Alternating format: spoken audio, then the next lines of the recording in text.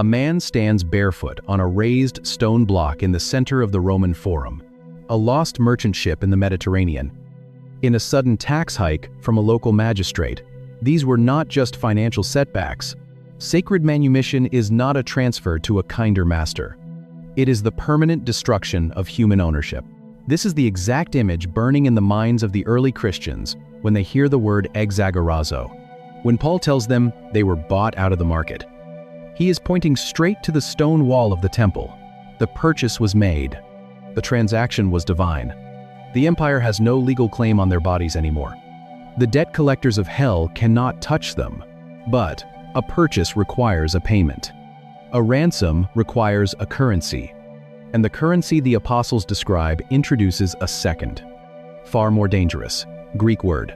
The purchase requires a payment. And the apostles are dangerously specific about the currency.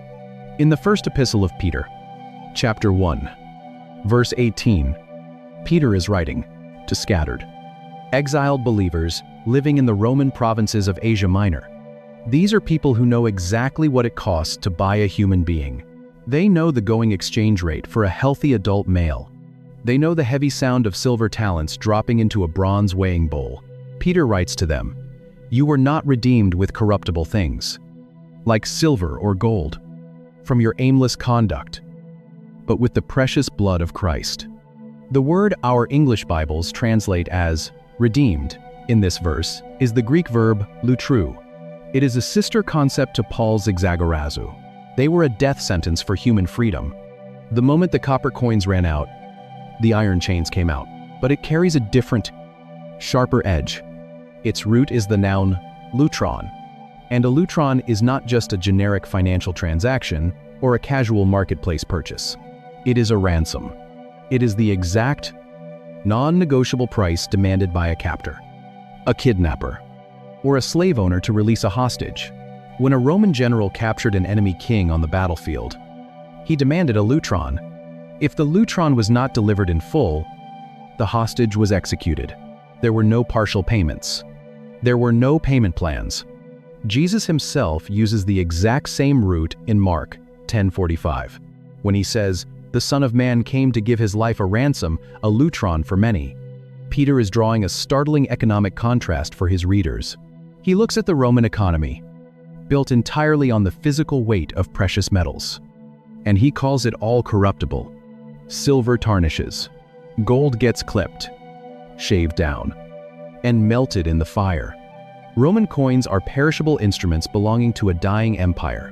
If your life is bought with silver, you are still operating inside the economy of men. You can just be bought and sold again tomorrow. The ransom for your life could not be paid in the currency of the system that enslaved you. That changes everything about how you view the crucifixion. When you understand the Greek concept of lutron, the violence of Good Friday takes on a radically different dimension. You have probably read the letters of Paul. You have probably sat in a quiet room and heard words like redemption and ransom echo off church walls. The blood of Jesus is not a tragic byproduct of a Roman execution gone wrong. It is the legal tender of heaven. It is the infinite, unclippable, untarnishable currency required to satisfy the ransom in full. God did not just declare you free from a distance. He stepped into the dirt, looked the captor in the eye, and dropped the lutron into the bowl. But a paid ransom leaves a paper trail, and the detail that changes how you read the crucifixion entirely is what God did with the receipt. The wooden beam is rough. The iron spikes are cold. A man breathes heavily in the Judean heat above his head. A Roman soldier hammers a piece of parchment to the wood. It is customary. It is protocol. Every crucified criminal carries a document. It lists the crimes. It lists the debts owed to Rome. It tells the crowd exactly why this man is dying. Paul is sitting in a prison cell when he writes to the church in Colossae. He wants them to look closely at that wood. He wants them to look at what is nailed above the head of Jesus. Chapter 2, verse 14. The English text says, Jesus canceled the record of debt that stood against us. The Greek word Paul writes is cheirographon. Most people assume these are purely religious words. They assume Paul was constructing a lofty, abstract theology about the afterlife. writing spiritual poetry for a new religion. Chair means hand. Graphon means writing. A cheirographon is a handwritten ledger. It is an ancient IOU. When you borrow copper, you write a cheirographon. When you default, the creditor holds the cheirographon in his hand. He waves it in the air. He drags you to the magistrate. It is your own handwriting condemning you. You cannot deny it.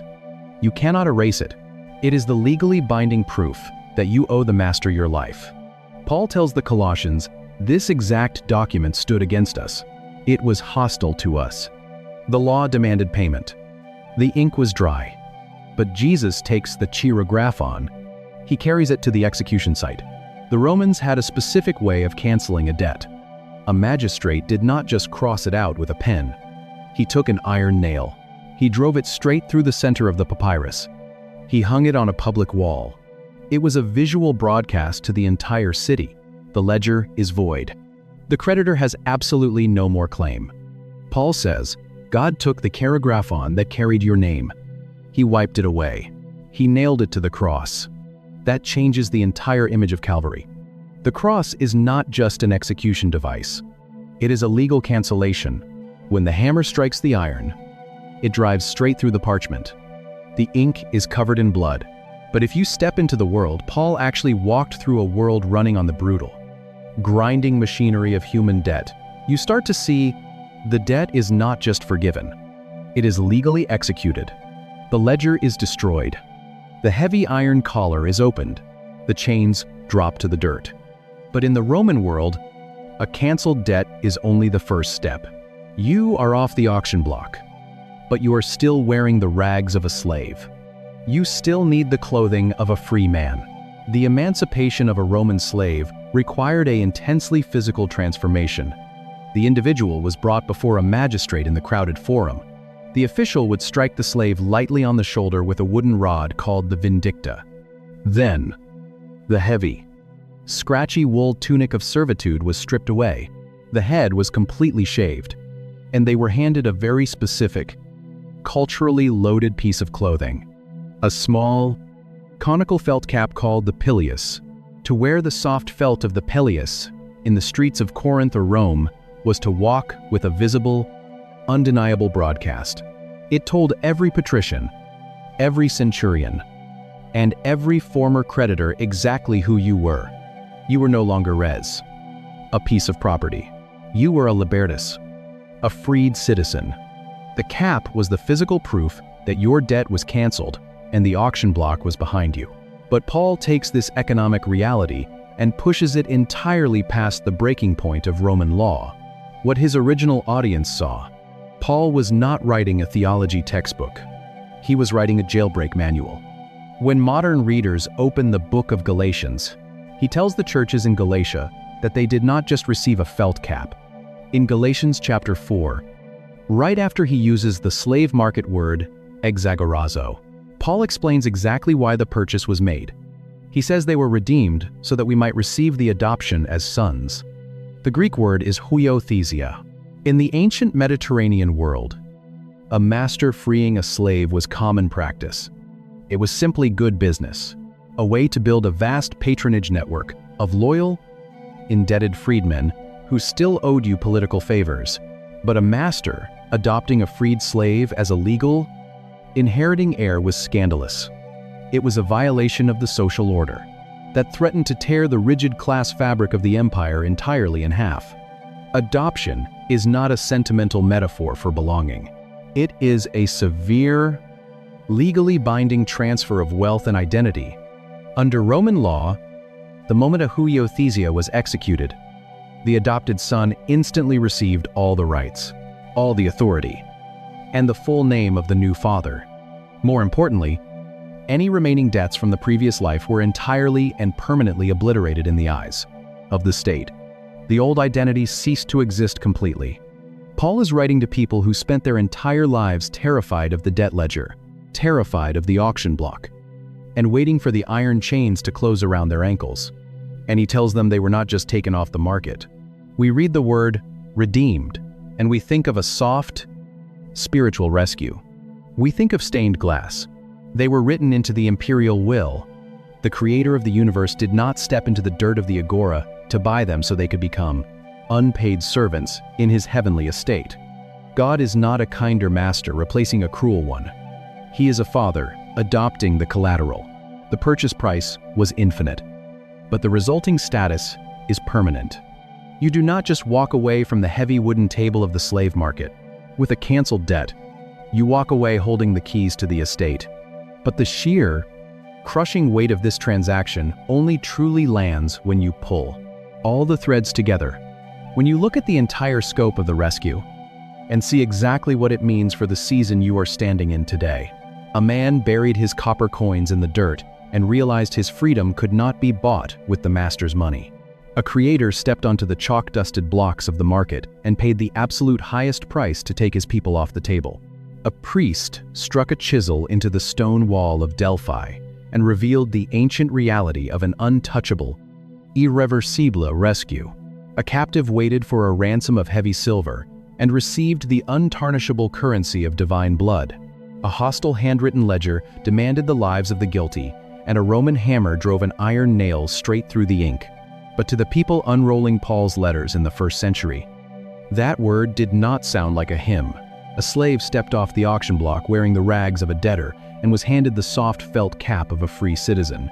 A bankrupt captive stood trembling before the empire and walked away carrying the name, the rights, and the inheritance of a son.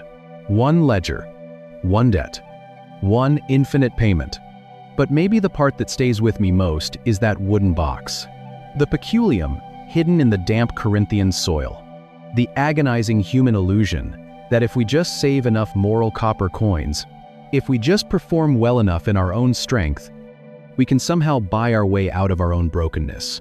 We spend our lives staring into the dark, trying to outwork a system that was mathematically designed to consume us. If you are in a season where you are exhausted from trying to pay off a spiritual ledger you can never clear, where you feel like human collateral to your own past mistakes, Calvary is a place to stand. Look at the rough wood. Look at the torn parchment. The transaction is finished. Exagorazo. The creator of the universe did not just look at your debt from a distance and offer you a better payment plan. Your freedom is not a wage you can earn. It is a purchase you must receive. It sounded like the violent crack of a heavy lock snapping open. It smelled like the chalk dust of the forum. If this reached something in you today, hit subscribe. Leave a comment, even one word helps. Share this with someone who is exhausted from trying to earn their way to grace. And please, pray for us as we keep digging into these ancient texts. And may the God who refused to leave you on the auction block walk with you through this season and show you exactly what it means to be fully, permanently, and irrevocably free. Redemption is not a religious metaphor. It is a financial receipt. The early Christians were not merely celebrating a spiritual status. His feet are covered in white chalk dust, the empire's official mark for a body imported from across the sea. They were reacting to an economic shockwave, and to feel the absolute weight of what they felt. You cannot start in the heavens. You have to start in the dirt of the Pax Romana. You have to understand the invisible chains that held the ancient world together. The Pax Romana, the great peace of Rome, held the Mediterranean together with broad paved roads, marble temples, and magnificent aqueducts. But that peace was expensive, and the empire did not pay for it. The conquered paid for it. Taxes piled upon taxes, tolls on the paved roads, levies on the fish pulled from the Sea of Galilee, tariffs on the wheat grown in Egypt. The average agrarian family in the 1st century lived exactly one dry season away from total ruin. When the rain stopped, the borrowing started. You borrow copper coins to buy seed. You borrow to pay the Roman tax collector. You borrow just to put unleavened bread on a wooden table. Interest rates in the ancient Mediterranean hovered around 12% by law, but they could easily spike to 48% in the shadows of a crisis. The math was impossible. The debt compounded, the ledgers grew heavier, and then the local magistrate knocked on the door. Debt was not a financial status in the 1st century. It was a physical state. Under Roman law, if you could not liquidate your assets, The Mediterranean sun beats down on his shoulders. Below him, merchants in heavy woolen togas do not look at his eyes. To satisfy your creditor, you liquidated your own life. You sold your ancestral land. Then you sold your heavy winter coat. Then you sold your children. Finally, you sold your own body. You became human collateral. There were no bankruptcy courts. There was only the debtor's prison. A cold, windowless cell that smelled of damp earth and unwashed bodies. Or worse, you were sent to the creditor's estate to work off the balance. You wore rough, scratching wool. You swung a heavy iron pick in the blazing sun. You slept in the dirt. But the system was rigged. The daily labor was valued so low, and the interest accrued so fast, that the balance was almost never cleared.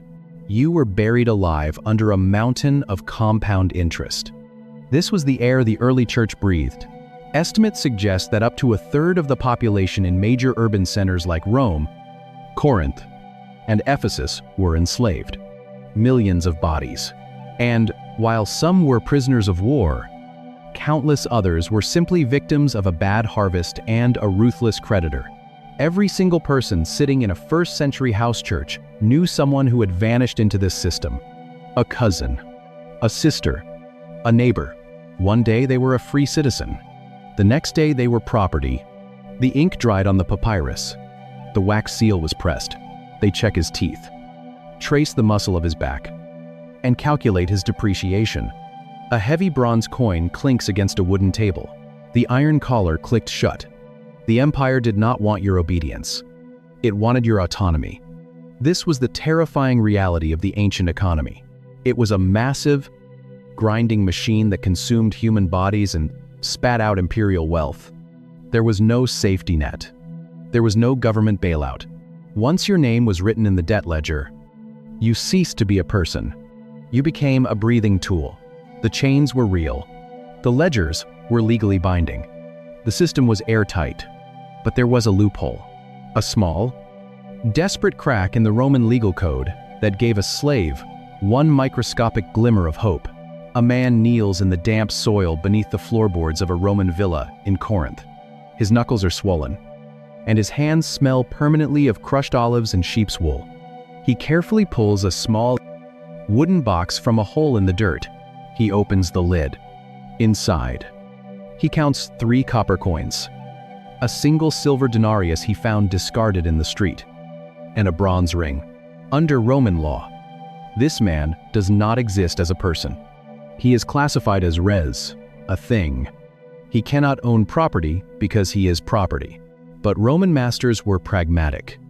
They understood that a slave with absolutely no hope was a dangerous liability. A slave with nothing to lose might run away. A life is traded for a handful of stamped metal. A woman presses her thumb into a wet clay tablet she cannot read, poison the wine, or slip a knife into the master's ribs in the dark. So, the empire created a psychological pressure valve. It was called the peculium. The peculium was a small savings fund that a master unofficially allowed a slave to accumulate. A few copper coins kept back from a market transaction, a tip from a visiting dignitary, a meager profit from selling woven baskets in the street. The slave would bury the box, adding to it piece by piece, calculating the market price of his own body. He would spend 20 years staring at that box in the dark, imagining the day he could push it across a magistrate's table and buy himself back. But the peculium was a legally sanctioned mirage, because the slave was property. Everything the slave owned technically still belonged to the master. At any moment, for any reason, the master could simply demand the box. If the slave grew too old to work, the master might confiscate the savings and throw the man into the street to starve. If the slave actually managed to save enough, the master could arbitrarily double the price of his freedom. The box is not a path out of slavery. It is an engine to extract more labor. The system gave them just enough hope to keep them working, but never enough leverage to actually break the chains. You could save for a lifetime, your hair turning white and your spine bending permanently toward the earth, and you would still wake up as collateral. trading her future labor to pay a tax debt her dead husband left behind. A teenager steps into the darkness of a copper mine in Cyprus. The realization was physically crushing. You cannot buy your freedom using the master's own money. You cannot outwork a ledger that was mathematically designed to consume you. If you were trapped in the first-century debt machine, you could not rescue yourself. Your peculium was worthless.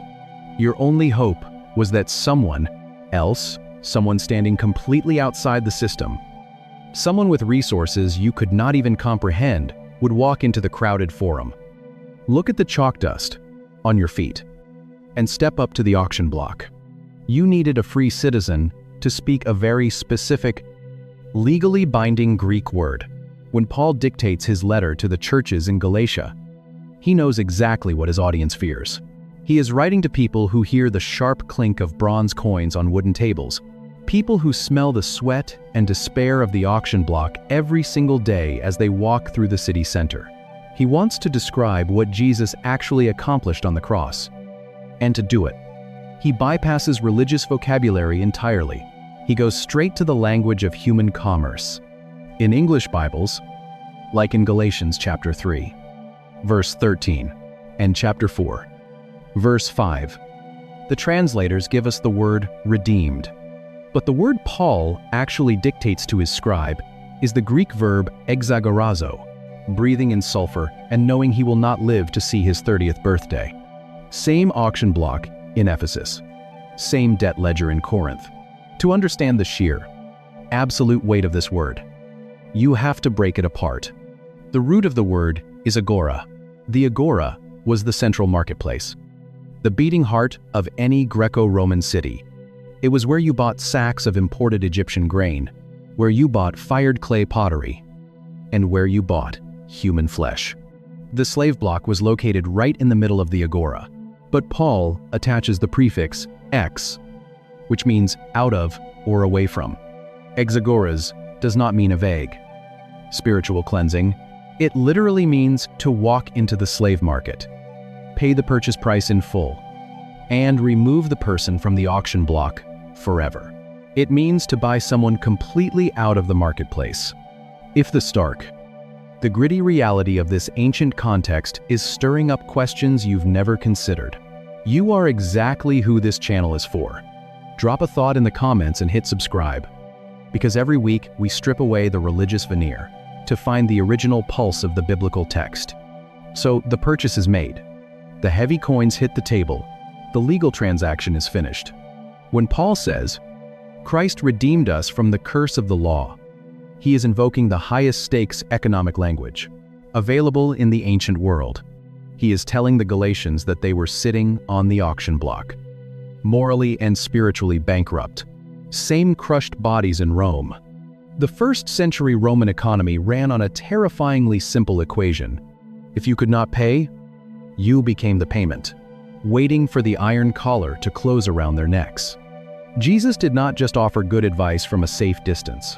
He stepped onto the chalk-dusted dirt of the agora, looked at the ledger of debt that was about to consume them, and paid the absolute maximum price to take them off the market. Redemption is not a safe religious metaphor. It is a hostile economic takeover. But purchasing a slave off the block created a massive legal problem in the ancient world. If you buy a slave, they are technically still a slave. They just have a new master. Unless, of course, you take them up the hill to the Temple of Apollo. A master and a slave walk up the steep, sun-baked steps of Mount Parnassus toward the sanctuary of Delphi. The air smells of burning laurel leaves and roasting meat from the altars. They bypass the main courtyard. They approach a priest holding an iron chisel and a heavy mallet. The master drops a leather pouch of silver drachmas into the priest's hands. They are not here to worship. They are here to execute a legal loophole. In the Roman world, a freed slave is a target. Debt was not just a number on a page. It was a predator. It stalked families across generations. A bad harvest in Galilee. The empire does not like loose property. A corrupt magistrate can rip up a papyrus certificate. A greedy heir can claim the emancipation was illegitimate after the master dies. A former owner can simply change his mind. A newly freed man walks the crowded streets of the city, constantly looking over his shoulder. The iron chains are off. The legal shadow remains.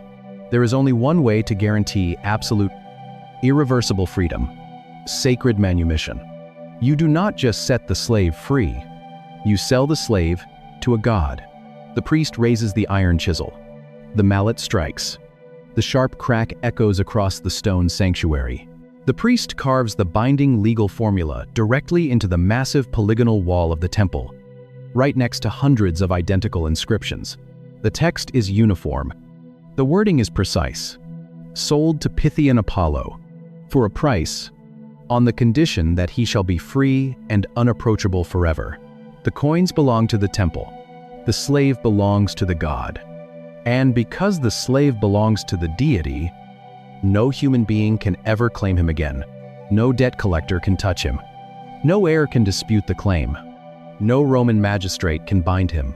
If a former master tries to drag this man back into slavery, he is no longer committing a civil property crime. He is committing sacrilege against heaven.